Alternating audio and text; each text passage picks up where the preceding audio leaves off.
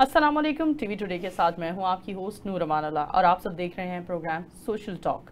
नाज़रीन, programme social talk में हम आप सब के लिए बहुत ही इंफॉर्मेटिव टॉपिक लेकर आते हैं। आज भी हम आप सब के लिए बहुत ही इंटरेस्टिंग टॉपिक लेकर हाजिर हुए हैं। नाज़रीन, आज एक बड़ा वायरस पूरी दुनिया में हमें देखने को मिल रहा है। हमें बहुत सारे पेशेंट्स नज़र आ रहे हैं इस वायरस का शिकार होते हुए। कोविड-19 के बाद सवाल उठाया जा रहा है, क्या एक बार फिर लॉकडाउन लगेगा? क्या एक बार फिर पूरी दुनिया में हमें कारोबार बंद होते हुए नजर आएंगे? क्या एक बार फिर तालीमी अदारों को बंद कर दिया जाएगा? ये सोच और सवाल लिए हर इंसान परेशान है कि क्या मॉन्की पॉक्स इतनी तेज़ी से बढ़ेंगे और ये वायरस इतना रैपिडली बढ़ रहा है पूरी दुनिया में, और इसके रैपिडली बढ़ने को हम कैसे कंट्रोल कर सकते हैं? हुकूमत को क्या चाहिए? कौन से ऐसे मेजरमेंट्स जो आप अपना कर अपने आप को सेव कर सकते हैं? कौन सा ऐसा ट्रीटमेंट है जिस ट्रीटमेंट से आप अपने आप को बचा सकते हैं कि इससे पहले कि आपको ये वायरस लगे उससे पहले ही आप मोहतात हो जाएं? क्योंकि अब खतरे की घंटी बज चुकी है। पूरी दुनिया में मॉन्की पॉक्स के तकरीबन 19 पेशेंट्स अभी तक देखे जा चुके हैं, जिनमें बहुत रैपिडली इजाफा हो रहा है और ये उम्मीद की जा रही है कि इसे भी जल्द अज जल्द कंट्रोल कर लिया जाएगा। लेकिन सवाल ये उठता है कि कंट्रोल करने के लिए आखिर कौन से ऐसे मामलात हैं जो जिन पर अमल दरामद करना है? हमें हेल्थ के हवाले से किन चीज़ों को मद्देनज़र रखना है? इसी मौजू पर बात करने के लिए आज हमने प्रोग्राम सोशल टॉक में मदऊ किया है स्टूडियो में डॉक्टर इजहार खान साहब को, जो कि डॉक्टर ऑफ मेडिसिन हैं, और इन्हीं से जानेंगे, पहले बात करेंगे कि आखिर मॉन्की पॉक्स की तारीख क्या है और मॉन्की पॉक्स कहाँ से निकला, इस वायरस को आप कैसे कंट्रोल कर सकते हैं।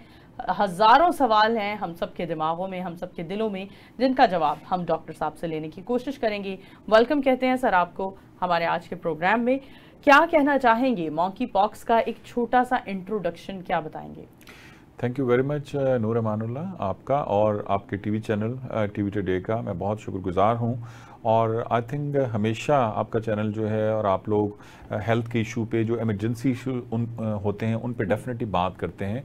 तो ये एक बहुत ही ज़्यादा अभी इमरजेंसी एक कंसर्न है और लोगों के जहन में, जैसे आपने कहा कि बहुत ज़्यादा परेशानी है, क्योंकि अभी कुछ अरसा पहले ही हम लोग कोविड को भुगत चुके हैं और इस वजह से लोगों के अंदर खौफ व हिरास है कि खुदा न खास्ता ऐसा दोबारा तो नहीं कुछ होने जा रहा, जिससे देखें एक तो हेल्थ के इश्यूज़ होते हैं, दूसरे इकोनॉमिक इश्यूज़ होते हैं और उसके अलावा ओवरऑल आपकी जो लाइफ है वो टोटल डिस्टर्ब हो जाती है और एक कंट्रोल्ड एनवायरनमेंट में चली जाती है। तो इसकी वजह से साइकोलॉजिकल जो प्रॉब्लम्स आनी शुरू होती हैं अब हमारे मुल्क में, जो कि ऑलरेडी इकोनॉमिक क्राइसिस में है। आई थिंक अगर एक आम आदमी जो कि बिजली का बिल के लिए उसे प्रॉब्लम है, आम रोजगार के लिए प्रॉब्लम है, अगर उसे ये लगेगा कि मैं घर पे कैद हो जाऊंगा और उसके बाद फिर मैं कोई कमा नहीं सकूंगा और ऐसे सोर्सेज डेफिनेटली हमारे पास नहीं है कि हम लोगों को बिठा के घर पे खिला सकें, तो वो तो बहुत ज़्यादा ऑलरेडी ही टेंशन में आने वाली बात है और आम आदमी में पैनिक क्रिएट होगा। और इस हवाले से मैं समझता हूँ कि टीवी चैनल्स को और मीडिया को अपनी बहुत ज़्यादा इंपॉर्टेंट रिस्पॉन्सिबल किस्म की रिस्पॉन्सिबिलिटी इख्तियार करने की ज़रूरत है और अदा करने की ज़रूरत है। सबसे पहले मैं पब्लिक के इंटरेस्ट के लिए और उसके लिए बताना चाहता हूँ कि आप ये समझें कि ये क्या है और इसका कोविड से किस तरह आप कंपैरिजन कर सकते हैं और क्या ये कोई बहुत खौफनाक सूरत हाल होने जा रही है या नहीं। इस पे हम इंशाल्लाह आज बात करेंगे। ये जो बेसिकली स्मॉल पॉक्स थे, उसके बाद 1958 में ये चैनलाइज हुआ मंकी पॉक्स के हवाले से और उसके बाद 1970 में इस पॉइंट व्यू से इस पे रिसर्चेस भी हुई, ठीक है। और स्मॉल पॉक्स जो है उसकी वैक्सीनेशन तो थी और जैसे अमेरिका ने तो अपनी वैक्सीन रखी हुई है, लेकिन ये अभी जो मंकी पॉक्स का कॉन्सेप्ट है ये बेसिकली अफ्रीकन कंट्रीज से चैनलाइज हुआ। और अफ्रीकन कंट्रीज को भी अगर दो पार्ट्स में हम डिवाइड करें, सेंट्रल अफ्रीकन कंट्रीज और वेस्ट अफ्रीकन कंट्रीज, ठीक है। जो सेंट्रल अफ्रीकन कंट्रीज है उसमें कांगो वगैरह सारा, वहां का जो वायरस है वो ज्यादा डेंजरस है और जो वेस्टर्न अफ्रीकन कंट्रीज का वो है वो कंपैरेटिवली इतना डेंजरस नहीं है। एक बात। नंबर 2, अभी जो रेड अलर्ट होना शुरू हो गया इंटरनेशनली भी, पाकिस्तान में भी आज ही जो है मिनिस्ट्री ऑफ हेल्थ ने इस हवाले से फेडरल कंसर्न जो है उन्होंने रिस्पॉन्सिबिलिटी का मुजाहरा करते हुए प्रेस कॉन्फ्रेंस भी किया है और उन्होंने आगाह किया है। और अल्हम्दुलिल्लाह हमारी जो गवर्नमेंट है उन्होंने इस हवाले से तमाम प्रिकॉशन मेजर्स इन टाइम कर लिए हुए हैं। ठीक है जी, एक चीज़। नंबर 2, इस हवाले से सबसे पहले बात हमें समझने की ज़रूरत है, क्या ये ऐसी कोई वायरल चीज़ है जो कि फैलने जा रही है, जो कंट्रोल से बाहर होएगी? तो इसके बारे में मैं आपको पूरे यकीन से जब समझाऊंगा तो फिर आपको समझ आ जाएगी कि अल्हम्दुलिल्लाह ऐसा नहीं है। ठीक है सर, पहले तो हम ये सवाल करना चाहते हैं आपसे कि इसका कंपैरिजन जैसा आपने भी बताया, मैं भी, क्योंकि हम सोशल मीडिया पर आस पास हर किसी को यही डिस्कशन करता देख रहे हैं कि एक बार फिर लॉकडाउन लगने के चांसेस हैं। लॉकडाउन लगने के चांसेस उस सूरत में होंगे जब ये वायरस बढ़ने के और इस वायरस को कैच करने का उतना ही रैपिड एक प्रोसीजर होगा जितना रैपिड प्रोसीजर कोविड-19 का था। क्या इसका प्रोसीजर, मॉन्की पॉक्स का फैलने का प्रोसीजर जो है वो उतना ही रैपिड है जितना कोविड-19 का था, या ये उससे कुछ हद तक स्लो है या उससे भी रैपिड है? जी बिल्कुल ठीक है। अब देखें, इसका कंपैरिजन अगर हम करते हैं तो कोविड-19 जो था उसका जो तरीका था वो ज़्यादातर हवा के ज़रिए वो फैलता था और रैपिड ज़रिए से वो फैलता ही चला जा रहा था, अनकंट्रोलेबल था। ठीक है जी, दैट वाज द रीज़न पूरी दुनिया में वो फैल गया और कंट्रोल नहीं हो रहा था। ठीक है, लेकिन उसके कंपैरिजन में अगर हम इनकी मंकी इसको पॉक्स को देखें तो इस पॉइंट ऑफ व्यू से ये ऐसा कतई नहीं है कि ये हवा के जरिए या इस जराए से ये फैले। अब ये क्या होता है, सबसे पहले हम ये देख लें और फिर फैलता कैसे हम इसको समझ लें ताकि पब्लिक को समझ हो और वो पैनिक ना हो। नंबर 1, अगर एहतियातें आपने जो करनी, नंबर 1, एक तो जो ओवरसीज कोई भी लोग पाकिस्तान में एंटर हो रहे हैं, हम चूंकि पाकिस्तान की बात कर रहे हैं, जो एंटर हो रहे हैं उसमें स्पेशली अफ्रीका से आने वाली फ्लाइट्स लोग, उसके बाद गल्फ से आने वाली, अभी जो लेटेस्ट स्टैटिस्टिक्स हैं उसमें गल्फ के आने वाली फ्लाइट से कुछ लोग जो हैं उनमें ये वायरस पाया गया है, वो डिटेक्ट हो गया हुआ है, उनको प्रॉपर ट्रीटमेंट दिया जा रहा है। नंबर 1। उसके बाद गल्फ के जो लोग फ्लाइट्स आ रही हैं, डेफिनेटली गवर्नमेंट को भी और सिविल एविएशन को भी, अथॉरिटीज़ को, एयरलाइंस को भी इस हवाले से काफ़ी ज़्यादा एहतियात की ज़रूरत है, जो वो कर भी रहे होंगे डेफिनेटली। उसके बाद जो यूरोपियन कंट्रीज़ हैं वहाँ से भी जो लोग फ्लाइट्स आ रही हैं वो एहतियात के उसमें, ये 3 जो रीजन्स हैं इनमें खसूसी एहतियात की ज़रूरत है। नंबर 1। नंबर 2, हम अपने इर्द गिर्द भी देखें कि अगर किसी को टेम्परेचर हो रहा है, बुखार हो रहा है, उसके बाद फ्लू हो रहा है, उसके बाद जिस्म में दर्द हो रहा है, कमर में दर्द हो रहा है, ठीक है, और ये पहले सिम्टम्स हैं, बुखार वगैरह, ठीक है, अगर ये इस तरह हो रहा है तो डेफिनेटली उसको प्रिकॉशन के तौर पे थोड़ा सा आप सेपरेट करें उस पेशेंट को, और उसको पैनिक होने की जरूरत नहीं, आप घर पे ही ट्रीटमेंट जो आप बुखार के लिए जनरली करते हैं वो आप करें ट्रीटमेंट। ठीक है, और इसमें हॉस्पिटल की तरफ भागने की जरूरत नहीं है। अच्छा, ये हो गई पहली स्टेज। इसके बाद खुदा ना खास्ता, ठीक है, चंद घंटे 48 आवर्स 72 आवर्स आप देखें और मॉनिटरिंग रखें। उसके बाद खुदा ना खास्ता अगर उसके चेहरे से लेके ऑनवर्ड फेस पे अगर कोई नुमाया सुर्ख धब्बे या दाग या पॉक्स बनना शुरू हो जाएं, जो कि चेहरे से लेके ऑनवर्ड पूरी बॉडी पर और फिर टांगों से होते हुए पांव तक जा सकते हैं, ये अगर इस तरह की सूरत हाल हो तो फिर डेफिनेटली उस पे ये अटैक हो चुका है मंकी पॉक्स। अच्छा सर, हमारा एक सवाल है कि हम बरसात के महीने में तो ऑलरेडी इतने सारे आपको रैश हो रहे होते हैं, एलर्जीज होती हैं, इस सीजन में इतनी सारी एलर्जीज होती हैं जो जन्म लेती हैं, तो हम कैसे ये डायग्नोज कर सकते हैं कि ये मंकी पॉक्स है या ये मंकी पॉक्स नहीं है? एक आम सादा एलर्जी भी तो हो सकती है। जी बिल्कुल ठीक है, मैंने कहा कि स्पेशली इसको इससे भी पीछे लेके जाएं केयर के लिए। एक तो जैसे बुखार है, जिस्म में दर्द है, कमर में दर्द है, फ्लू है, तो आप एहतियात करना बहरहाल शुरू कर दें। ठीक है जी, लेकिन खुदा ना खास्ता अगर आपके जिस्म पे रेड स्पॉट्स बनने शुरू हो जाते हैं, ठीक है, और उसमें पस पड़नी शुरू हो जाती है, पीप पड़नी शुरू हो जाती है, तो फिर तो बहुत क्लियर सिम्टम है। और एक और इसका एडिटिव चीज है जो कि रूटीन में नहीं होता, वो पूरी बॉडी के अपर स्किन पे, लेकिन इसमें जो हथेलियां हैं हाँ। हथेलियों के अंदर भी इसके बनते हैं Oh और my God, पाँव के ठीक है। नीचे जो पाँव के तलवे नीचे और तलवे- हाथों में, जी। हथेलियों के अंदर। तो ये एक अच्छा, आपने एक अच्छी निशानदही कर दी कि इस तरह से भी हम डायग्नोज कर सकते हैं। फिल वक्त हमारा वक्त हुआ जाता है ब्रेक का, हम ब्रेक की तरफ बढ़ते हैं। ब्रेक के बाद मिलते हैं और अपने मौजू को कंटिन्यू करेंगे। Welcome back after the break. नाज़रीन, ब्रेक पर जाने से पहले हम बात कर रहे थे कि आम एलर्जी, क्योंकि बरसात के मौसम में बहुत सारी ऐसी एलर्जीज होती हैं जो जन्म लेती हैं। आम एलर्जी मॉन्की पॉक्स से कैसे अलग हो सकती है, या हम कैसे डिफ्रेंशिएट कर सकते हैं कि इस इंसान को या इस पेशेंट को जो एलर्जी हुई है वो मॉन्की पॉक्स ही है या मॉन्की पॉक्स नहीं है। इस पर हमें डॉक्टर साहब ने एलैबोरेट किया। अब हम बात करेंगे कि ये ट्रांसफ़र किस तरह से होता है, क्योंकि मॉन्की पॉक्स का अगर हम एक पूरी हिस्ट्री देखें या इसकी हम नेचर देखें, काइंड देखें, तो हमें लगता है it's a kind of allergy. लेकिन और एलर्जी का ट्रांसफ़र होने का एक तरीका जो आम फहम इंसान सोचता है वो यही सोचता है कि आपको स्किन से हो रही है, किसी के टॉवल से हो रही है, किसी कपड़े से हो रही है, किसी कॉटन, काइंड ऑफ कॉटन से हो रही है, कुछ इस तरह की चीज़ों से हो रही है। लेकिन मॉन्की पॉक्स के ट्रांसफ़र होने के पीछे क्या चीज़ें हैं, ये हम जानेंगे डॉक्टर साहब से। डॉक्टर इजहार साहब, आप ही हमें बताइए कि किस तरह से ट्रांसफ़र हो सकता है। जी, थैंक यू वेरी मच। जैसे हम पहले बात कर रहे थे कि इसके सिम्टम्स क्या हैं, जैसे उन्होंने बताया। अब ये है कि ट्रांसफ़र किस तरह होती है। ठीक है। तो दोबारा मैं ये कहना चाहूँगा, जैसे कोविड का इशू था वो लाइक उससे ये बिल्कुल तरीका फ़र्क है। अब इसमें पहले हमने बता दिया कि बुखार होता है, उसमें इनकी थोड़ी सर्दी लगती है, उसके बाद फाइनली जब आपके रेड स्पॉट्स बनने शुरू हो जाते हैं और उनमें पीप पड़ना शुरू हो जाती है, वो उसमें इनकी कोई मवाद आना शुरू हो जाता है।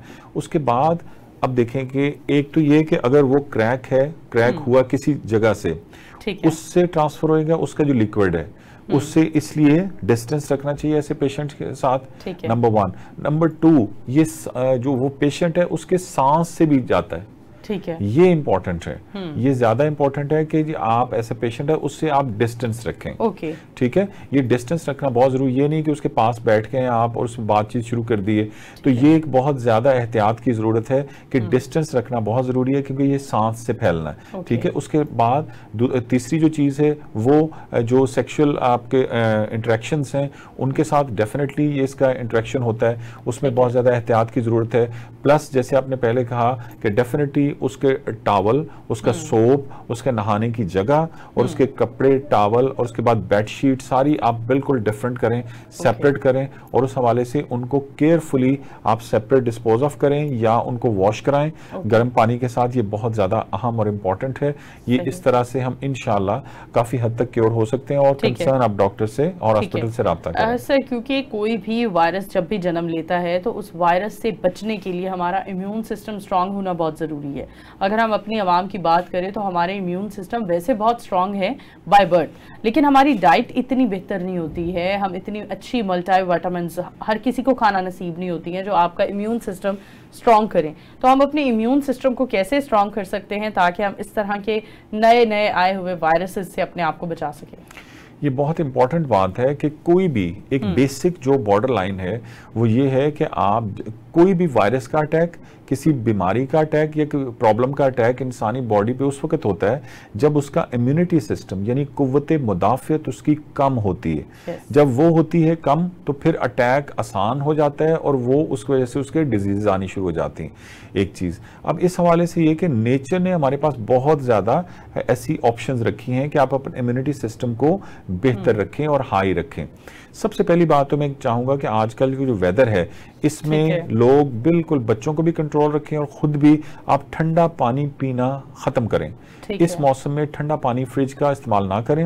अपने घर में घड़े को या मिट्टी के जो कूलर्स भी मिलते हैं आप वो रखें, वो बड़ा मुनासिब पानी होता है, या आप नॉर्मल पानी पिएं। ठीक है, तो एक तो ये है कि इस हवाले से ठंडा पानी ना पिए, आइसक्रीम वगैरह ना खाएं और ऐसी ठंडी चीजें खाना बंद कर दें। ठीक है, जिससे गला खराब हो और कोई प्रॉब्लम्स हो, इन्फेक्शन, फ्लू हो, तो उससे अवॉइड करें। नंबर 1।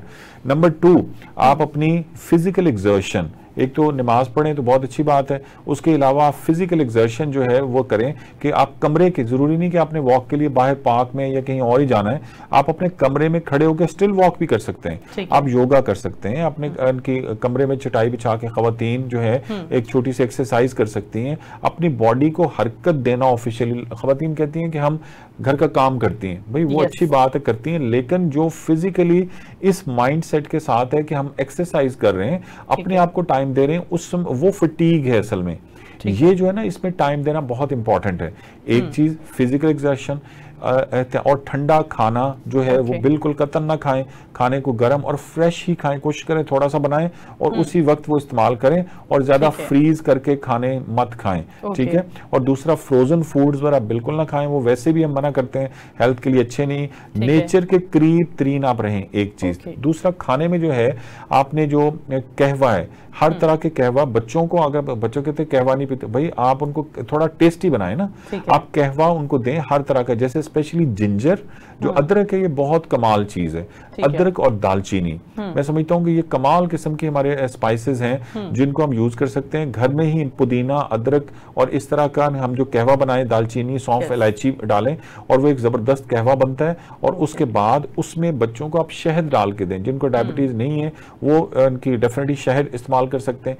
शहद एक बहुत जबरदस्त एंटीसेप्टिव है और आपकी इम्यूनिटी को भी इनहेंस करता है। तो आप वो टेस्टी बनेगा, बच्चों को एंजॉय कराएं और वो आप पिला सकते हैं। छोटे बच्चों को भी आप फीडर में डाल के दे सकते हैं। उसके अलावा जो है आप देखेंगे जो बहुत अच्छी आपकी इम्यूनिटी को इनहेंस करती है और कुव्वत मुदाफत को बढ़ाने वाली चीज है वो यखनी है। हम ऐसी चीजें हमने छोड़ दी, ठीक है। तो यखनी हर तरह की, आप देसी चिकन की यखनी ले सकते हैं, इसके लिए बहुत ज्यादा इनकी मीट नहीं चाहिए होता है, आप एक पीस से भी कर सकते हैं, ठीक है।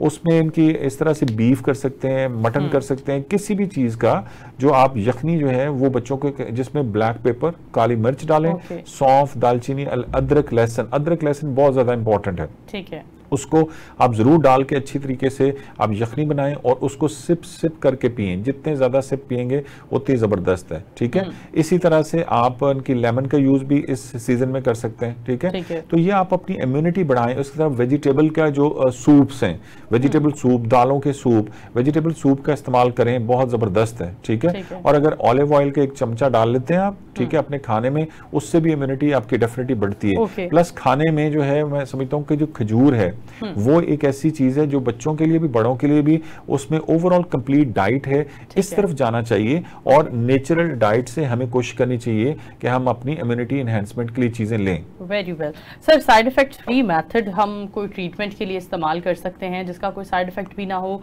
और हम मॉन्की पॉक्स जैसे वायरस से खुद को बचा सकें? आपने ये बहुत ही इंपॉर्टेंट नूर अमानुल्लाह ये बात की है।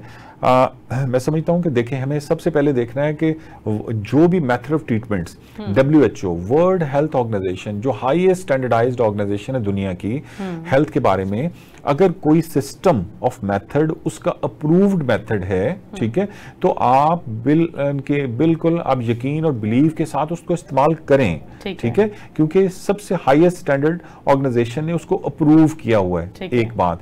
दूसरा, जो हमारे कंट्री की गवर्नमेंट और मिनिस्ट्री ऑफ हेल्थ है, अगर उसने भी उस सिस्टम की अप्रूवल दी हुई है तो आप बिल्कुल शेकी ना हो किसी की बात में, आप 100% उस सिस्टम को आप इस्तेमाल कर सकते हैं। पाकिस्तान में 3 सिस्टम जो हैं वो अप्रूव्ड सिस्टम है, एलोपैथिक, होम्योपैथिक एंड तिब। मैं समझता हूं ये तीनों अप्रूव्ड मेथड हैं। आपको जहां समझ आती है डेफिनेटली आप तीनों जो प्रॉपर जो प्रोफेशनल डॉक्टर्स हैं या हुक्मा हैं, डेफिनेटली उनसे राब्ता करके आप ले सकते हैं। लेकिन ऑल्टरनेटिव मेथड ऑफ ट्रीटमेंट जो है, मैं समझता हूं उस हवाले से यहाँ पे अवेयरनेस बहुत कम है। इस हवाले से क्योंकि हमने कोशिश करनी है कि बेज़रर तरीका इलाज और ऐसे तरीका इलाज जिनका साइड इफेक्ट ना हो और उसकी वजह से आपकी इम्यूनिटी भी डिस्टर्ब ना हो। इसमें मैं ज़ाती तौर पे समझता हूं कि होम्योपैथी इज नंबर 1 और होम्योपैथी एक प्रूवन मेथड ऑफ ट्रीटमेंट है जिसका कोई साइड इफेक्ट नहीं है और आपकी ओवरऑल इम्यूनिटी को भी बढ़ाती है। और आप देखें कि ब्रिटिश में इनकी बरतानिया में आप देखें कि वहां पे ब्रिटिश रॉयल फैमिली जो है, they have established their own British royal homeopathy hospital 150 years back, 1.5 सदी पहले उन्होंने कर दिया था। और उनकी जो फैमिली की क्वीन है और जो लोग हैं उनकी एजेस जो है राउंड अबाउट 100 के राउंड अबाउट हैं, एक सदी तक वो जिंदा रहते हैं। तो आई थिंक ये इम्यूनिटी बढ़ाने के लिए होम्योपैथी नंबर 1 है दुनिया में, और उसके अलावा आप नेचर के साथ अटैच रहें और ऑर्गेनिक मेथड जो है वो ट्रीट करें और डाइट्स का इस्तेमाल करें। प्लस जो मैं कहना चाहूंगा, इसमें ऑल्टरनेटिव मेथड ऑफ ट्रीटमेंट में जितने पुराने तरीका इलाज हैं, जिनके 5-5 इनके 1000 साल पुराने तरीके, जिसमें घर पे रहते हुए कोई चार्जेस लगाए बगैर आप कर सकते हैं, जिसमें सबसे जबरदस्त है आपका ऑक्यूप्रेशर। ऑक्यूप्रेशर जो पॉइंट्स हैं उनको आप उनकी डिफरेंट समझें और अपने बच्चों को घर में आप बिल्कुल कर सकते हैं। और मैं इसमें 1-2 टिप्स देना चाहूंगा और फर्दर कि जब आप सोएं, ठीक है, बच्चों को भी खुद आदत डालें, 2 काम लाजमी तौर पे करें। और इनकी इस हवाले से मैं समझता हूं कि जो ऑयलिंग है ये बहुत ज्यादा इंपॉर्टेंट है। एक तो ये कि जब भी बाहर निकलें और खुद रात को सोते हुए एक तो नाक में अपने भी और बच्चों के ऑयल लगाएं, ठीक है। एक तो ऑयल लगाना बहुत इंपॉर्टेंट है, इससे आपके वायरस जो है वो कंट्रोल होंगे। प्लस आपका जो बेली बटन है, ठीक है, आपकी जो नाफ है, हम जब अपनी माँ के पेट में थे तो अल्लाह ताला हमें यहीं से रिस्क देता था। अब हमने उसको बंद कर दिया, गेटवे ही बंद कर दिया। आप लाजमी तौर पर खुद भी और रात को सोते हुए बच्चों की नाफ जो है, जो बेली बटन है, इसमें ऑयलिंग करें। सरसों के तेल की, किसी तेल की जो आपके पास अवेलेबल आप कर सकते हैं, उसको बेली बटन में इनकी आप ऑयलिंग करें। प्लस जो है अपने पाँव के नीचे मसाज करना बहुत इंपॉर्टेंट है। हथेलियां और पाँव, इनको आप रगड़ें और इनको मसाज करें, ठीक है। सर, मैं आपसे ये भी जानना चाहूंगी कि आखिर पूरी दुनिया में ऐसा क्या हो रहा है, कौन सी ऐसी नई चीज वजूद में आई है, या हमारा ओवरऑल वर्ल्ड वाइड इंसानों का उठने का, बैठने का, रहन सहन का तरीकाकार तब्दील हो गया है, जो इस तरह के नए नए और अजीबो गरीब वायरस जन्म ले रहे हैं? इनके पीछे क्या वजह हो सकती है? ये आपने बहुत अहम बात की। देखें, ये पहले दौर में एक तो इतनी जितनी डिजीजेस आ गई हैं, इतनी डिजीज नहीं थी। हमारे इनकी वालिद या दादा स्पेशली जो, या उनसे पीछे जो बड़े थे, परदादा वगैरह, उनके दौर में तो ऐसी कोई डिजीज नहीं थी। इतनी ज्यादा थी लेकिन नहीं। अब उसमें वाज़ेह फर्क ये है कि सबसे पहले कि हमारा इम्यूनिटी सिस्टम वीक हुआ है, हमारा फिजिकल एक्सर्शन जो है वो खत्म हो गई।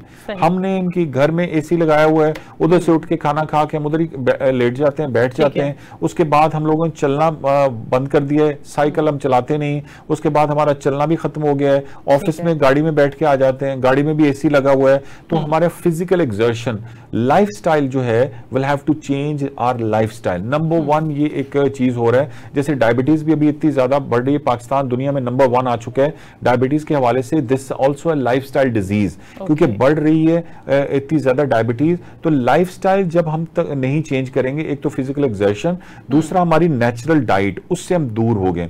हम फास्ट फूड जो है वो जितना ज्यादा यूज करते हैं, डेफिनेटली उसके नुकसानात हैं। और जो सॉफ्ट ड्रिंक्स हैं उनके इस्तेमाल, ये हम नहीं कह रहे, पूरी दुनिया इस पर रिसर्चेस भरी पड़ी हैं कि फास्ट फूड से अपने बच्चों को बचाएं, उनकी ड्रिंक्स जो है, फिजी ड्रिंक्स, उनसे बचाएं, और नेचुरल जो है फूड उसकी तरफ रहें। वेरी वेल सर, इसी के साथ हम ब्रेक की तरफ बढ़ते हैं, क्योंकि अभी वक्त हुआ जाता है ब्रेक का। ब्रेक से वापस आएंगे और मजीद बात करेंगे, रहिए हमारे साथ।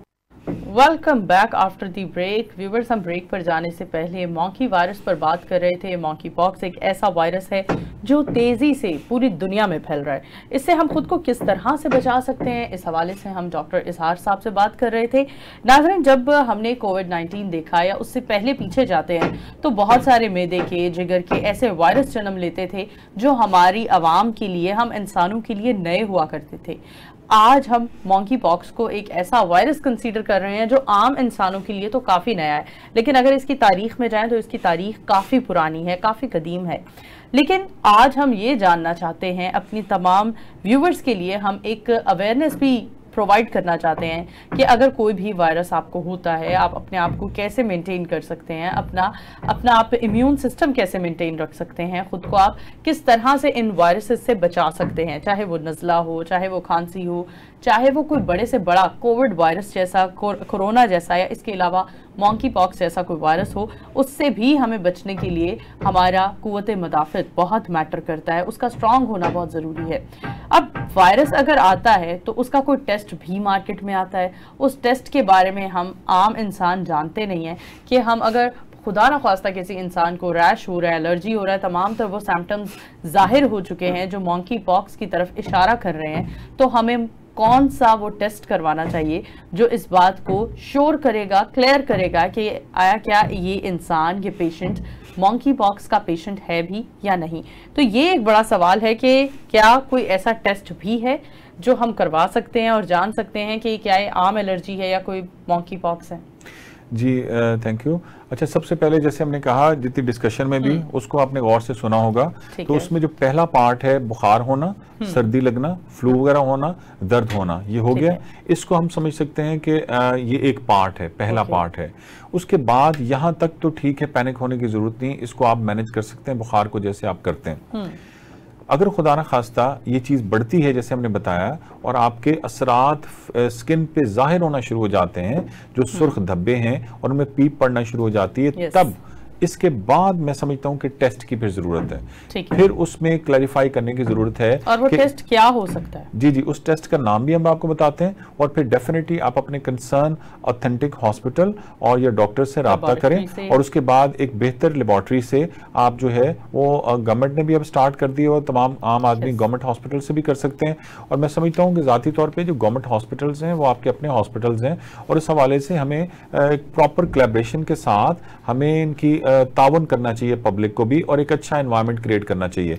और इसमें जो एक टेस्ट है पीसीआर, ठीक है, पीसीआर इसका टेस्ट है। खुदा ना खास्ता अगर आपको ये सिम्टम्स हो जाते हैं तो ये टेस्ट जो है पीसीआर, वो डॉक्टर्स भी आपको रिकमेंड करेंगे, लेकिन जनरल पब्लिक के इंफॉर्मेशन के लिए हम ये बताना चाहते हैं कि ये टेस्ट जब कराएंगे तो उसमें खुदा ना खास्ता अगर आपका ये वायरस आता है तो उसका ट्रीटमेंट पर फर्दर किया जा सकता है, लेकिन अगर वो उसमें नहीं आता तो फिर फर्दर डेफिनेटली पैनिक होने की कतई जरूरत नहीं है। आप एक चीज, दूसरी जो बहुत अहम बात आपने की है वो ये है कि जैसे हमने कहा है, मैं ज़ाती तौर पे समझता हूँ homeopathy is one of the best treatment in the world, कि उस हवाले से पाकिस्तान में उस तरह से भी इसका इतना ज्यादा ऑथेंटिसिटी नहीं हुई, लेकिन पूरी दुनिया में इसको दूसरा बड़ा तरीका इलाज WHO ने मान लिया है और जितने स्टैटिस्टिक्स हैं पूरी दुनिया में ये इनकी यूज हो रहा है और इनकी this the second largest method of treatment in the world. ठीक है, इस हवाले से बहुत सी मेडिसिन हैं जो हमने जो कोविड के दरमियान भी दिया